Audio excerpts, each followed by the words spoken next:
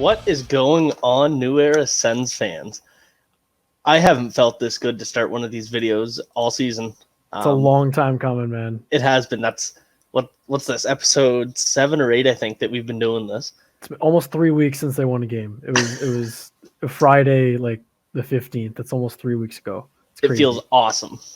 Yeah. And to have it was such like a Cinderella story kind of game. Honestly. Like, Montreal comes in first in the league in standings, first in the league for the offense. Ottawa's coming into the game last in the league in the standings and last for defense. I don't even know what to say.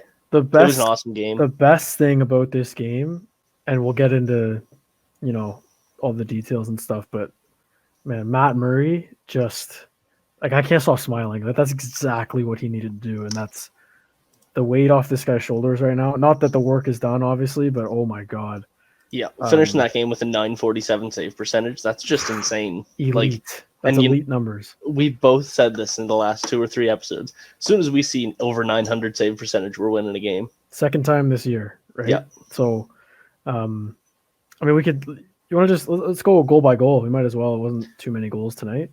Yeah, no, it was, and what we had was great. I mean, we started off the game with Gallagher picking up that rebound out front. Mm-hmm. It was a typical Gallagher goal, a typical Tkachuk goal. Not much you can do against it. Matt Murray did everything he could. He was left pretty open, so that was pretty rough to see. But I think it was just a step on. He lost his man there in front. And that's the kind of goal where you see, it's going to be one of those nights again, because that's what it's been like so far. But the fact that it didn't come, I think it came like after the 10-minute mark in the first, if I'm not wrong. So that's encouraging, obviously, for the Sens team like that. And they were talking about that on the broadcast. Like, all they needed is just, it sounds so silly that winning the first 10 minutes or staying tied after the first 10 minutes of a game is a win, but it was, and that's exactly what they needed. Yeah, that's what we've been missing the last couple of games. Like, you see against Edmonton, they just lit us up right away. I mean, the first game we played against them, it took 8 seconds. Yeah. So it wasn't a back-breaking goal, and it was because Murray looked solid to start the game. Yeah, he did. I think that was like their 8th or 9th shot of the game, and he looked good on the first handful. Exactly. Yeah. And then after that, we have Thomas Chabot. That was some of the nicest playmaking I've seen by Tierney. Yeah, just the patience. Well, he always kind of does that. He'll stop up and circle, and wait for help. And when he gets it, obviously you hand it to Chabot, good things happen in the offensive zone. But that play doesn't start without Stützle in the defensive zone making that. Yeah, I know that's the other part of that. Just that. He does that a lot. Stützle does that a lot too. He'll get the puck on the boards in the defensive zone and kind of curl back and let the forwards go up. I'm glowing about this kid. What a game! Yeah, me too. That was one of the best games that I've seen a Senators prospect play. Oh, so good. He's not even he's literally like a top player on this team already. And I would say that 10 games. I would say he's the second best forward behind Tkachuk. Yeah. But I also wanted to add that after that, I don't know if you saw, it was really quick, but right after that, it showed Timmy and Austin Watson laughing on the bench. And so I want to know if Timmy said to him, "You can't steal this apple from me," because he already took Timmy's first assist. So yeah, first assist, I guess, for Stützle in this game, and that's a good one. Yeah, I like watching little interactions on the bench. Yeah, I mean, obviously, I don't know what they were saying. That's just my interpretation, but still, hey, why not? Why not? Yeah. Then, what comes next? Tim Stützle. So again, I've got I've been doing this the last 3 games. I FaceTime my friend. And the last 2 games, we hadn't done it until later in the game. Both times we did it, though, it was when Stützle scored. So it was later in the game. Not that it's superstitious, but it's just, I don't know, it's just the way. So he was ahead of me, and he said, they got a power play, and it started. And I said, is Stepan out there? Because that was what I'm wondering, right, going in. Yeah. He said, no, and then I'm like, is Stützle out? And he's like, yeah, Stützle's out, and then one touch, boom, back of the net. 5 seconds in, right? Just how poetic is that it takes that long for him on the first power play unit, one shift, and it's back of the net. It's just, you can't write it better than that. And everybody's been saying put Timmy on, take Stefan off. And I loved seeing Twitter just being like, see, DJ, was that hard? So perfect. Great pass from Batherson across the slot. My God. It was. And Yeah, Timmy scored a great goal, but that pass by Batherson is just like top tier NHL passing. See, so that's what I think it was last game we were mentioning about the power play and how they had Stepan over there, and then Batherson, and then the other unit they had Norris and Stutzel. But when you have two players that shoot the opposite way, the threat is just like Batherson and Stutzel just are so lethal when they're passing. Yeah. That either one of them could have done that and buried it the same way. So I really like that setup. It'll be fun to see it going forward. I mean, they didn't have, the ones at the end of the game don't count, but but I think there was 2 power plays all game other than the end of the game. I think so. There wasn't very many penalties this game. So it was tough to see the rest of the setup. But yeah, man, it was 2 goals in less than a minute, and then boom, what a period. Like it just turns on its head right there. Yeah, it was probably my favorite moment of the year so far is watching Timmy score that goal, just because it was so electrifying. And like, I could just imagine what it was like if that was in an Ottawa arena with fans. Right? Like, it's just that. That's what makes you miss it. That's what makes the empty seats hard, is goals like that. So that's perfect. The oh man, I lost my train of thought. Sorry. So that was, I think, if I'm not wrong, that was the first time that they have had a lead since blowing that lead to Winnipeg. Wow, I didn't hear that stat. And I think that's, I heard that right, because I can't think of another time they had the lead. Like, wow, that's the 3rd game of the year, and this is game 11. Yeah. So and I remember in that Winnipeg series, it was all, Winnipeg hasn't played with the lead yet, but they're 2-0-1 or something like that. Like that was the narrative, and then they took the lead against Ottawa and never gave it back. But the first time with the lead since that Winnipeg game, and look what happens. And we ran with it. It's crazy, and they're getting younger because they're getting more guys in the lineup. Like we'll talk about Brandstrom in a minute, because man, what a game for him too. Yeah, it was. But they're getting younger as they go, and I think that when a young team is together and they're new guys, it's easy for them to get down when a goal happens. We've talked about this, obviously. So I think going into the first intermission with that lead was like so huge. Like just even and for Murray as well, right? Like defending a lead as a goalie is so much different than you're already down 3-0, move on to the next one. It's just such a different mindset for him. And I think you could tell that paid off for sure.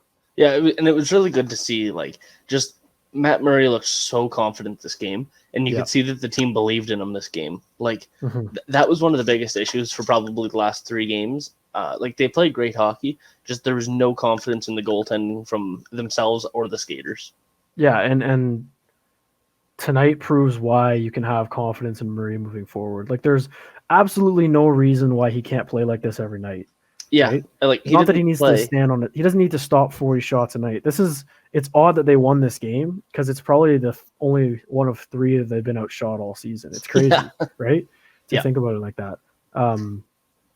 We can move on to the second now. The Connor Brown. Brown, so like finally. you see right off the face-off, Eric Brandstrom, and just before I talk about this goal, Eric Brandstrom looked incredible tonight. Didn't skip a beat. Not one. He looked, and I said this in the first period, his skating to me just looks so off. Like it doesn't look like he can keep up, but like he just dances through everybody. So I said this too, and I tweeted it. He's such a good positional player. Yeah. And when you're that small, and especially you're a defenseman, you have to be, right. He's so strong on his feet, and I obviously, like, this isn't the first time we've seen him play. Like, he's been up with Ottawa. I think he's got like 20-30 games under his belt. Yeah, something around there.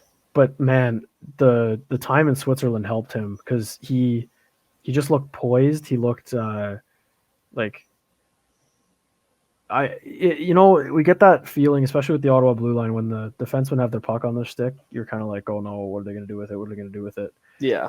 But when Chabot has it, I'm confident. And now when Brandstrom has the puck on his stick, I'm also very confident.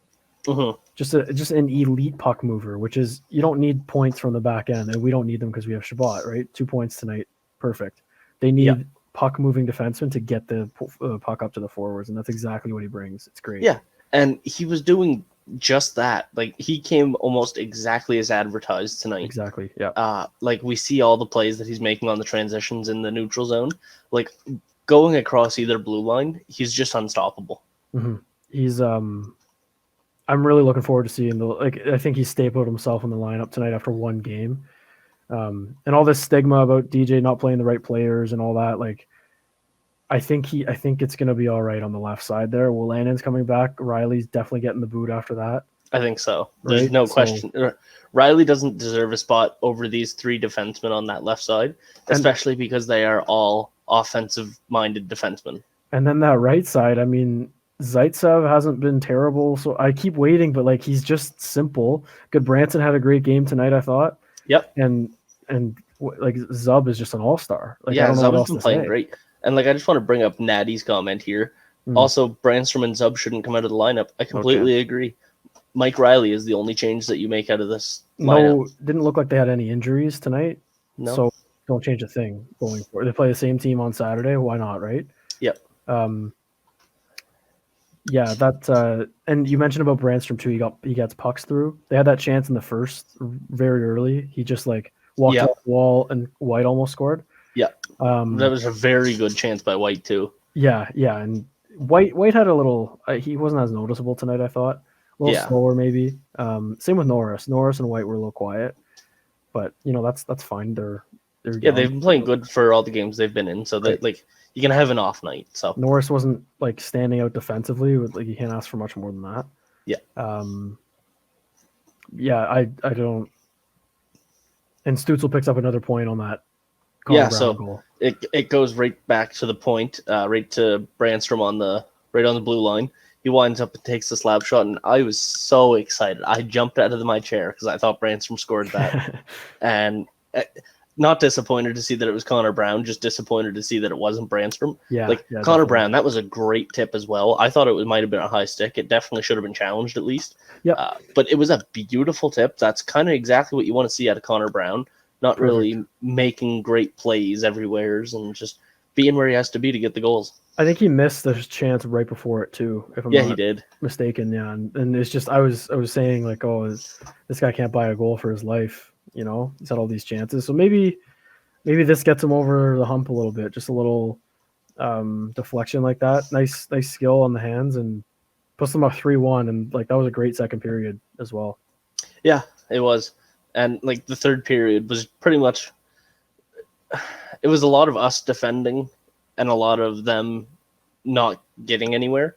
It was a really slow period. All Matt Murray in the, or sorry, you're saying the second? You mean in the third? The third, yeah. The third was just, especially the second half of it with those two penalty kills. Yeah, that the last 7 minutes, I'd say. So we've been saying this, like the problems with the Sens PK start in net, and when they get saves like this, it's incredible, right? Like, how different did this team look when they're getting saves? Yeah, like, and the rushes that have come off of rebounds that Murray like lets back out to Brady Tkachuk, who sends it up the ice to Batherson, or Matt Murray, who saves it and puts it behind the net for Connor Brown to send up to Tierney. Like, there was just so much confidence in his game tonight. Yeah, and again, it's kind of like the Brandstrom when he has the puck on his stick. It's so relieving when you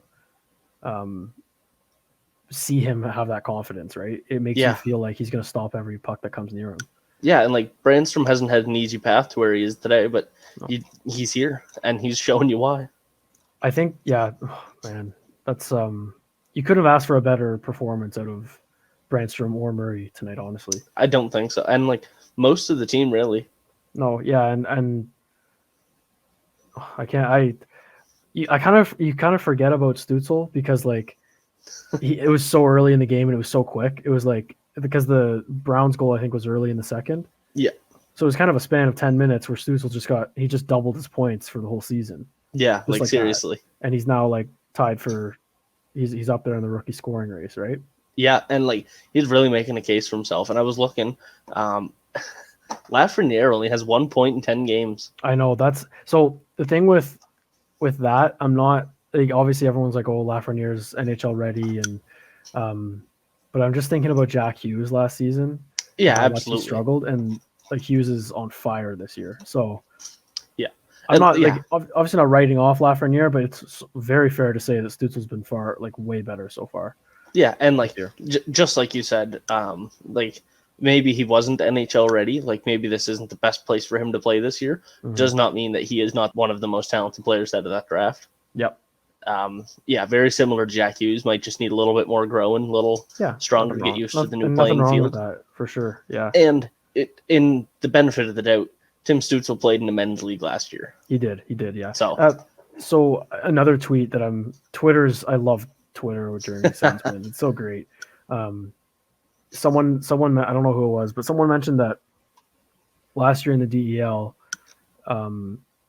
Stützle, like someone said that it took Stützle about 6 games to get his feet wet, and then once he did, he just took over, which is Really? sort of what we're starting to see right now. Yeah. Like he just gets like, I'm tired of saying, "Oh, this has been his best game," because I'm just expecting that from him now.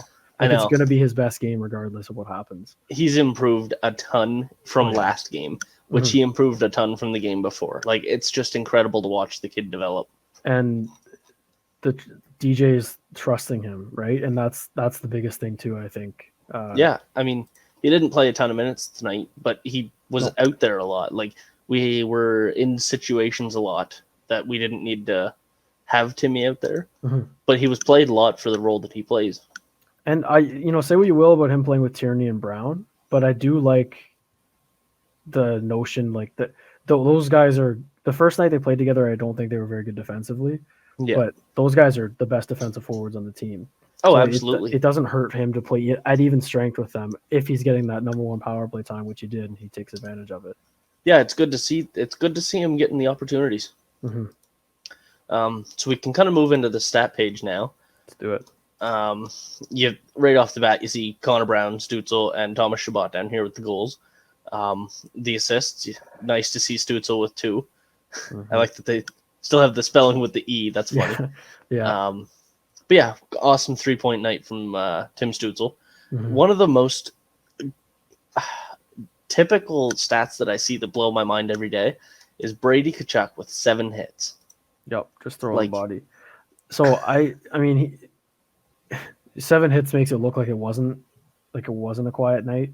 I thought he was quiet, and then that was a really tough penalty to take at the end. It was. But then Sherratt gets him back and clips him in the face, which is like, okay. That's which was penalty. Ridiculous. Did you watch that? Yeah. It was terrible. Just didn't go for anything. Just the face. So let's just, the third period, because we got to talk about that 4-minute power play at the end. Yeah, we do. That's a mistake by DJ Smith.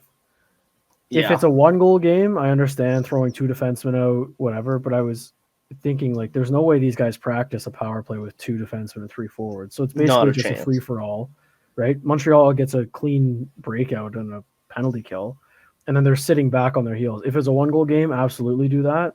Yeah. But it's a 2-goal game, and you have a 4-minute power play. Just move the puck around. They haven't given up a shorthanded goal all season, except for tonight, I don't think. No, I don't think so. Not that I can think of. Maybe the one where like Murray let it in in Vancouver, like the far boards. Oh, right. One of the Sutter goals. But other than that, like no penalty kill or no shorthanded goals against. So it's just, I understand the idea, and like they needed this win. Yeah. They came so close to blowing it too, right at the end. Oh my God. I was sitting here and like I'm getting everything ready on here. Like I'm typing in all those stats and all that. And then I missed it at first. I heard the horn go off and I was like, no way. Oh, and then I started watching. I started paying more attention. And then I was just watching and I'm like, there's no way we deserve this in the last 70 seconds. Like, we're not going to win this game. Just cruel if that were to happen. But, man. Yeah. It's a good feeling. Especially with this team, like ending a road trip like that. They get to go back home. Just, Yeah, it'll be nice to see how they perform in Ottawa. I really expected Brandstrom to be playing next game instead of this one, but it's great to see him in. Yeah, I don't know what the quarantine rules are. I have no idea. Yeah, I don't either, especially because Canada has been so strict on the quarantines. I'm surprised that he was able to go to Montreal and play tonight. It was something about like private transportation. If he gets a private transportation there, he doesn't have to quarantine. Yeah, I guess Montreal's not that far of a drive for him, so. Yeah, I don't I'm not complaining because he was fantastic. So Yeah. go for it. So 16 minutes for him, great. yeah, like looking down here, 16 minutes for Brandstrom, 18 for Zub actually. Second least amongst defensemen though. Yeah, which really, wow. But in his first game, Yeah, not it's only gonna grow, right? and he earned it throughout the game. Like I don't think he for started sure. off playing on a 16-minute pace. No, Like, and I liked him and Goodbranson a lot. I did as well. You know. Yeah, they made a really good pairing, just like I think Mhm. Shabbat and Zub are gonna make, and just like Shabbat and Goodbranson made. Like just you kind of got that one stay-at-home guy, and then you got the Exactly. one guy that's gonna make the plays. Yeah. Face-off percentages here. These are much better numbers than we've seen before. Just step on with a bad night. That's it. Yeah, step on 4 for 11, Yeah. 4 for 11, not good enough. But when you have Josh Norris 6 for 9, Mhm. Colin White 6 for 13, Chris Tierney 9 for 15. That is excellent. He's been bouncing back. He had those rough couple games, and then now he's back at it. Yeah, and thing that I notice is, you were just about to point out the wingers winning the faceoff, like Kachuk 1-2, Watson 1-1. Yep. And Kachuk won on Stutzel's goal on the power play. He did. They always throw him in the faceoff circle for the power play, and especially now, like if Norris isn't out there, which he wasn't, no one's taking Kachuk's the centerman pretty much. Yeah, and like Kachuk's really not that bad at taking faceoffs. No, he's great, and he took them a lot last year. I think this is a deep topic, I guess, but it's like the notion of like a number one centerman. It's just positionally, right? So it doesn't really matter who takes the faceoff. It just matters where you are on the ice afterwards, and it's more about a defensive zone thing too. Like offensive zone doesn't really matter either. Yeah, you're just kind of always getting open. Exactly. So it'll be interesting to watch because I do think they're going to move Stutzel to center this season. Yeah. If not next, like they will eventually. So we'll see how they handle that. And just like you said, being a centerman is more than just taking faceoffs. Yeah. If they can find a guy that can take faceoffs, that'll play with Stutzel, and Stutzel transitions on the ice as a centerman, whether he takes the faceoffs or not, that could be incredible. And Brady Kachuk is that guy. Well, yeah, that's exactly what I mean. Like, yeah. Another noteworthy stat down here is Thomas Chabot with 6 hits.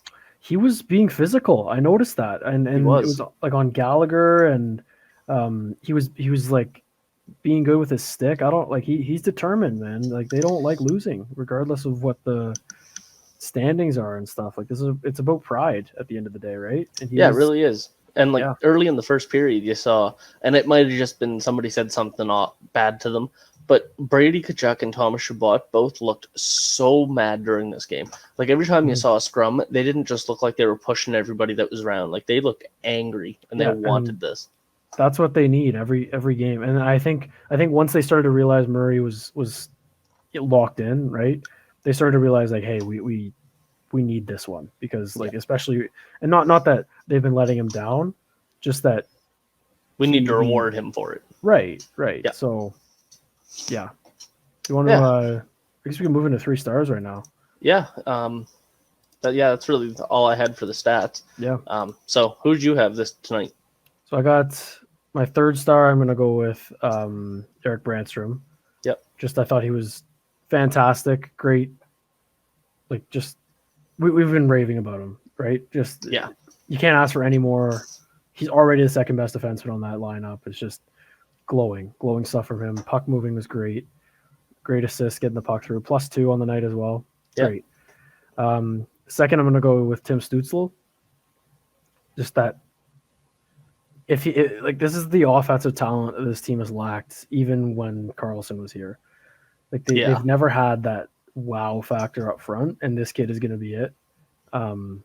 It's so fun to watch, and it's been 11 games, right? Yeah, and just to branch off of that a little bit, that's what we brought Matt Duchene in to be. Mm-hmm. That's what we all hoped Kyle Turris would be. That's what we traded Mika Zibanejad for Derek Brassard to be. Like we've had so many misses on that first line center that it's just not even center, just first line offensive talent. We haven't had it. It's the we've had so many middle six guys that can produce. Yeah, that we haven't needed it really. We've had a lot of centermen or top line guys even where you're like, okay, they'd be a great second line player on a championship team. Yeah. You know? I mean, Mark Stone is probably the last elite forward that this team's had. And the only one in a while. Like, I mean, Zibanejad wasn't that great here, but he's hard to count. But this Stützle is just off the charts, going to be great. Like, and this the character and everything. He just seems like such a great kid. So, and a perfect fit for a team with Brady Tkachuk. I think. Exactly right. I don't know if you caught that second intermission interview with him. No, I didn't. He's just such a pro. Just like they're asking him, like, "Oh, you got 3 points tonight. Like, how does that feel? Whatever." And he's just like, "Yeah, job's not done." Pretty typical hockey answer, awesome. But it's a 19-year-old kid who just got a 3-point night in 2 periods. Yeah. And then my first start, Matt Murray. Yeah. 100%. I haven't been shy. Like, he needed to be better, and this was the best game of his season by far. Yeah, absolutely. So by miles. Yeah, and in the first couple periods, it was like, okay, he's making the stops that he should be making. It wasn't anything great, but that third period, he took over and just said So we're used to the inverse of the shots, right? Yeah. And so far this season, Carey Price was not good tonight. Not at all. Let in easy goals that he should have, not easy, but he should have had them. Yeah. And the Sens had less than 20 shots almost. Yeah, I think 21 at the end of the game. 22, sorry. 22, yeah. So like the 864 save percentage, there's what we're used to. So he outplayed the other goalie in the other net. And I think we don't need to expect these numbers from him moving forward. But if he outplays the other goalie, this team's in good shape. And that's exactly what he did tonight. So that's my first star. Like, he doesn't have to put up a 950 save percentage every night. He has to put up a 910 every night, and then the 950 every third night, fourth night. Like, he just has to steal us some games like he did tonight. Right, but even if it's, both goalies are below 800, just beat them. Just beat them. Really, though. Be better than the guy across from you, and he did that tonight, and it's, Carey Price is making $10 million a year. Yeah. So. Yeah. It was good to see Matt Murray do that, and obviously, I'm going to have him at my first star, too. I'm going to kind of work backwards with this one. Okay. Matt Murray, everything you just said is bang on. Like, what a wicked game he played. I want to see a lot more of it, and this is what I believe that we signed. Yeah. Like, we didn't sign the Matt Murray that played the last 6 games that he has. We've signed this Matt Murray, and I think this Matt Murray is going to be back. So, yeah. Yeah, for sure. For my second star, I'm going to give it to Brady. He just played with so much emotion tonight that he just drove. I feel like he almost drove the team, other than what Matt Murray, like that kind of inspiration that he brought. Like, Brady Tkachuk was just everywhere, and I feel like I say this every game, and especially because I have him on my fantasy, I follow everything he does so closely. Yeah. That 7 hits, like, and I mean, other than Thomas Chabot throwing 6, nobody else on our team is going to get that. I think Kachuk's always at like the top of the leaderboard in hits. Yeah, like it's just. Well, this season he is like. I think he's top 4 in hits right now, and he's first in shots. Yeah, like that's what he does, and it's, some of the shots aren't like the highest danger shots. Like, he's just whacking away at it, obviously, but those go in, and he's got 3 goals already this season. It's going to come, more going to come in. He's great. And then for my third star, I can't justify not giving a star to Brandstrom, but I can't give it to him over Stützle. Yeah, no. I just think Stützle, again, just gets better and better every game. It's so dynamic to watch how he learns from each shift. He's a superstar. He is. Timmy Superstar. That's him. Yeah, there we go. Enough said about that. Who do you think needs to be better next game? I'm going to go with Dadonov. He was really pretty invisible tonight. I mean, maybe not invisible, but just -2. Wow, really? Yeah, so on for both of those goals. I don't know. He's a goal scorer, and he's got 1 goal, right? And I think he knows that he needs to be. He was in a great position tonight with Tkachuk and Norris. That line wasn't crazy tonight. Like, they weren't. No, they weren't buzzing. They weren't buzzing as much as they usually are. The two of them. Maybe it's part of Norris having a quiet night as well, but yeah, Dadonov definitely needs to be better, in my opinion. Yeah, I agree. I think this was one of his better games lately. I think he was around the net a lot more, making more. Wasn't trying to at least making himself look more useful. Yeah. Agreed. whether he was successful or not. Yeah. But I'm going to go Derek Stepan. He lost too many faceoffs tonight. We've had this conversation about Chris Tierney a couple games ago. Derek Stepan is reportedly being shopped, which I think I think he's all right to have on the fourth line, not on the first power play, which for the last few games he's been doing both. But I think he's a good addition to this team. He's only got the 1 year left at $4.5 million, and if we can get something out of him, great. If not, oh well. He's not really disappointing me because I didn't have great expectations of him coming in this season. Right. So I think he's an overpaid fourth liner for us, but a good one. I think they're just gonna need to manage to move him, or just not give him, like, he shouldn't be playing as much as Stützle in a game like this. He made a lot of nice plays. I noticed, like, he's really good on his stick when he has the puck. Yeah, he just cannot skate. And in today's NHL, that's not going to fly unless you're Mark Stone, pretty much, who can skate. Right? Really though. So, and I agree with that for sure. Yeah. So we can get into some of these comments before we wrap up here. Yeah, for sure. There was one that I saw here that I want to bring up first. Like, I can't find. Oh yeah, right here. Sens 2886 here. Batherson is the next Stone. I've just been saying this. Not excellent skating, as you have said, but just such a dynamic player. Like, he can make anything out of nothing. And he's physical too. I think he's like the playmaking is just fantastic. I think Stone was more of a finisher in terms of actual offense, and then I think Batherson's gonna be just a great playmaker. Yeah, I don't think he'll put up the numbers Stone did. Like, I think Batherson will make a really good second liner, just like we talked about all of our players end up being. But I don't think he's going to be Stone, and that's not a disappointment. There's not very many Mark Stones in the last 30 years of the NHL. Agreed, yeah. So, we already went through how Brandstrom and Zub shouldn't come out of the lineup with Natty here. Shabbat playing with Brandstrom was absolutely lethal. Yes. Except for the end of the game there, they were out there for that power play. But I think they were out. Brandstrom was out with him when, because Zaitsev got banged up in the first. Yeah. And so they had 5D, and Brandstrom was out with Shabbat when he scored his goal. Like when Shabbat scored his goal. Just didn't do anything really. He was just there. But it's still nice to see. That's kind of the pairing everyone was envisioning, because Brandstrom was a left-handed shot defenseman who played the right side. Yeah. Whether that actually happens or not, who knows? But in the future, looking at a Sanderson, Shabbat, and Brandstrom top three, they're all lefties. So one of them, you can't separate all of them. You're going to have to pair a couple of them together. Absolutely.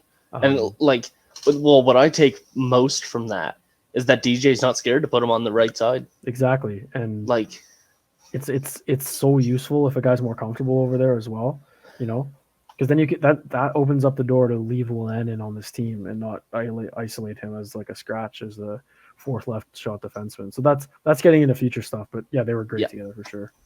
Under Zoo here says, new Sens fan from the UK. Nice to finally see us win. Well, nice. It's a hard season to become a new Sens fan. Yeah, but it's a good time. We're all on the uprise. Things will get better for sure. Yeah, it's all uphill from here. We're at the bottom of the hill already. So yeah, definitely. So much more mobility on the back end with Brandstrom. Again, we talked a lot about Brandstrom. Bang on. Mm-hmm. Yeah, definitely. I not even just mobility, the puck movement is just so good. Right? Yeah. And so can't wait to see if all three of the Nodak Sens make the jump this year, adding JBD and maybe Sandy. I think Jacob Bernard Docker and Shane Pinto definitely come up. Yeah, because they're seniors, aren't they? Yeah. Yeah. Okay. No, I don't think seniors, but they're definitely Pinto is second year. Right. Okay. Yeah. Yeah. I don't know about JBD. I think he might be. JBD's definitely junior or maybe senior, but he could have one more year, I think. But I think he said that this was his last year. Yeah. I think he wants to come to Ottawa. Yeah. And a lot of people are.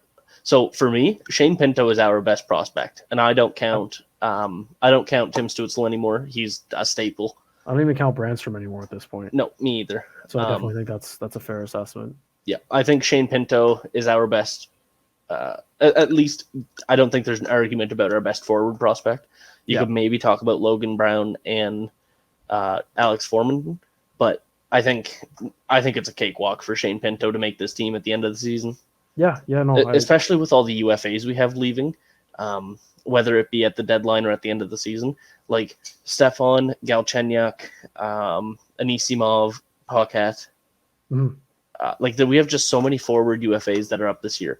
So I think next year we're going to see some like just that's been the plan I think all along, right? And I think people get wrapped up in how bad the team has been so far and the record, but I think the plan is there. Like Brandstrom was always going to come up after this road trip. It's just the way that the quarantining would have worked, I think. But yeah, it was good to hear that too. Yeah, and I my faith in DJ has been restored in the last 2-3 weeks here. Definitely, at least a bit. Like you can't. Yeah. For the people that were calling for him and Dorian both being fired, you got to give it a break now after this last 3 days, I'd say. I understand the Dorian part of it, mainly because, the coach is going to use who he's got available for him. Yep. And he had available all these vets who aren't very good. But I wouldn't blame